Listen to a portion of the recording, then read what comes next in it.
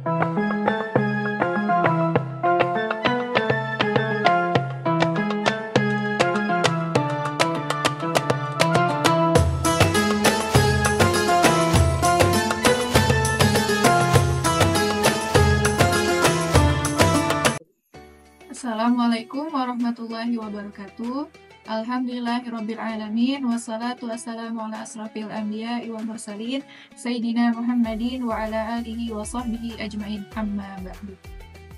In harian yang dirahmati Allah, marilah kita senantiasa bersyukur kepada Allah Subhanahu wa Ta'ala atas nikmat iman, Islam, dan kesempatan untuk bertemu di bulan Ramadan ini. Bulan di mana kita diajak untuk meningkatkan kualitas ibadah kita, menghapus dosa-dosa, dan mempersiapkan bekal untuk kehidupan akhirat kelak.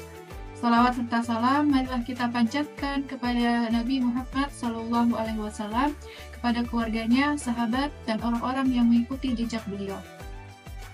Harian yang dirahmati Allah, Imam Al-Ghazali, seorang ulama besar dalam Islam, telah mengklasifikasikan manusia ke dalam 4 tingkatan berdasarkan ilmu dan kesadaran akan ilmu tersebut. Klasifikasi ini sangat relevan untuk kita renungkan, terutama di bulan Ramadan ini, di mana kita diajak untuk introspeksi diri dan meningkatkan kualitas keimanan dan keilmuan kita. Imam Al-Ghazali berkata dalam kitab Ihya Ulumuddin, juz 1 halaman 80. Qala al-Khalilu min Ahmad, ar-rijalu arba'atun, rajulun yadri wa yadri annahu yadri, fadzalika alimu fattabi'un. Wa rajulun yadri wa la yadri annahu yadri fazalika naimun fa'aqilu. Wa rajulun la yadri wa yadri annahu la yadri fazalika mustarshidu fa'arshidu. Wa rajulun la yadri annahu la yadri fazalika jahilun farqidu. Imam Khalil bin Ahmad berkata, tingkatan manusia terbagi menjadi 4 golongan. 1. Rajulun yadri wa yadri annahu yadri. Seorang yang tahu atau berilmu dan dia tahu kalau dirinya tahu, maka ikutilah. 2. Rajulun yadri wa yadri wa la yadri annahu yadri. Seorang yang tahu atau berilmu tapi dia tidak tahu kalau dirinya tahu, maka itulah orang yang sedang tertidur, maka bangunkanlah. 3. Rajulun la yadri wa yadri annahu la yadri. Orang yang tidak tahu dan mengetahui bahwa ia tidak tahu, maka itulah orang yang membutuhkan bimbingan, maka dari itu bimbinglah. 4. Rajulun la yadri wa la yadri annahu la yadri. Orang yang tidak tahu dan tidak mengetahui bahwa ia tidak tahu, maka itulah orang yang bodoh, maka dari itu berpisahlah darinya. Harian yang dirahmati Allah, pertama, orang yang tahu dan menyadari bahwa dia tahu.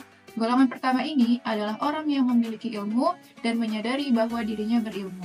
Orang seperti ini disebut dengan alalim atau orang yang berilmu. Mereka adalah orang-orang yang layak dijadikan panutan karena ilmu yang mereka miliki digunakan untuk kebaikan dan kemaslahatan umat. Rasulullah SAW bersabda, "Man salaka thariqan yaltamisu fihi ilman, sahhalallahu lahu bihi thariqa ila jannah." Barang siapa yang menempuh jalan untuk mencari ilmu, maka Allah akan memudahkan baginya jalan menuju surga. Hadis riwayat Muslim. Orang yang termasuk dalam golongan ini adalah para ulama, ustadz, kiai, dan orang-orang yang menggunakan ilmunya untuk mendekatkan diri kepada Allah dan membimbing umat. Mereka adalah manusia yang sukses di dunia dan di akhirat.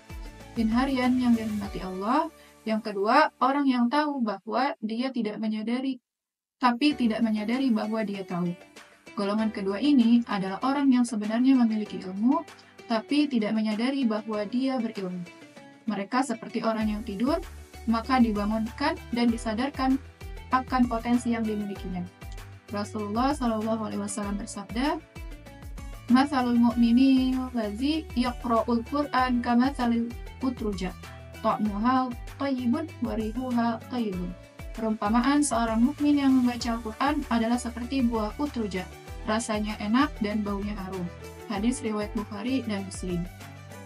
Orang seperti ini memiliki potensi besar, tetapi karena tidak menyadari ilmunya, mereka tidak mengoptimalkannya untuk kebaikan. Tugas kita adalah membangunkannya agar mereka bisa menggunakan ilmunya untuk kemaslahatan umat. Harian yang dirahmati Allah. Yang ketiga adalah orang yang tidak tahu tapi menyadari bahwa dia tidak tahu. Golongan ketiga ini adalah golongan yang tidak memiliki ilmu tetapi menyadari bahwa dirinya tidak tahu. Mereka adalah orang yang sedang dalam proses mencari ilmu. Golongan ini masih tergolong baik karena mereka memiliki kesadaran untuk belajar dan memperbaiki diri. Allah Subhanahu wa taala berfirman, A'udzubillahi minasyaitonirrajim, wa qur rabbi zidni ilman, yang artinya, dan katakanlah, wahai Tuhanku, tambahkanlah ilmu kepadaku. Quran Surat Toha ayat 114. Orang seperti ini adalah manusia yang sengsara di dunia karena terus belajar dan berusaha, tetapi bahagia di akhirat karena ilmu yang mereka cari akan membawa mereka lebih dekat kepada Allah. Harian yang dirahmati Allah. Yang terakhir, yang keempat adalah orang yang tidak tahu dan tidak menyadari bahwa dirinya tidak tahu. Golongan keempat ini adalah orang yang tidak memiliki ilmu dan tidak tahu bahwa dirinya tidak tahu. Mereka adalah orang yang paling buruk karena merasa tahu, padahal sebenarnya tidak tahu. Celakanya, model manusia seperti ini susah untuk diingatkan, suka membantah tanpa argumen, selalu merasa tahu tanpa memiliki ilmu, berhak menjawab semua persoalan tanpa kemampuan yang memadai. Padahal ia tidak mengetahui apa. Sehingga kita dapat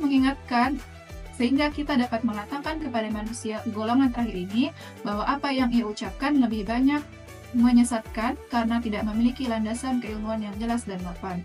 Rasulullah Shallallahu Alaihi Wasallam bersabda, "Man ta'allama ilman mimma yubtagha bihi wajhullahi la yata'allamuhu illa liyusiba bihi aradan minad dunya lam yajid arqul jannati yaumal qiyamah." Barang siapa yang mempelajari ilmu yang seharusnya ditujukan untuk mencari ridha Allah, tetapi ia mempelajarinya hanya untuk mendapatkan keuntungan dunia, maka ia tidak akan mencium bau syurga pada hari kiamat. Hadis riwayat Abu Dawud. Orang seperti ini sulit untuk disadarkan karena mereka merasa sudah tahu segalanya. Mereka adalah manusia yang tidak sukses di dunia dan merugi di akhirat. Harian yang dirahmati Allah, marilah kita introspeksi diri, termasuk dalam golongan manakah kita. Apakah kita termasuk orang yang golongan pertama, yaitu orang yang berilmu dan menyadari ilmunya, atau justru termasuk orang yang keempat, orang yang tidak tahu dan tidak menyadari ketidaktahuannya. Semoga Allah Subhanahu wa taala membimbing kita untuk menjadi golongan pertama, yaitu orang yang berilmu dan menggunakan ilmunya untuk kebaikan. Semoga Allah Subhanahu wa taala senantiasa membimbing kita untuk istiqomah dalam beribadah, menghapus dosa-dosa kita dan mengangkat derajat di sisinya. Mari kita manfaatkan bulan Ramadan ini untuk meningkatkan ilmu dan amal kita, sehingga kita meraih kebahagiaan di dunia dan di akhirat. Amin ya rabbal alamin. Wassalamualaikum warahmatullahi wabarakatuh.